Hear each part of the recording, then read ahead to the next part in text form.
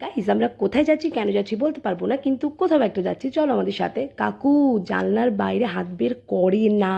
যাকগে আমাকে কোথাও একটু ঘুরতে নিয়ে যান নাম করে এখন বাসে চড়িয়ে দেওয়া হয়েছে কলকাতায় গিয়ে। আর জানো কলকাতার বাসে কত গরম, কত গরম, প্রচন্ড গরম, একদম ভাল লাগে না।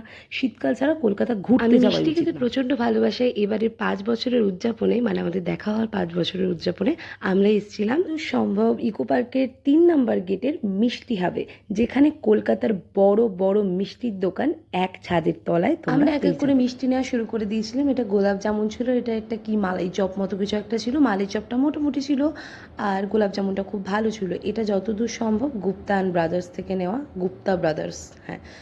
আর তারপর আমরা বাঞ্ছারাম, ওদিকে মিঠাই বিভিন্ন দোকান থেকে টুকটাক টুকটাক করে নিতে থাকলাম।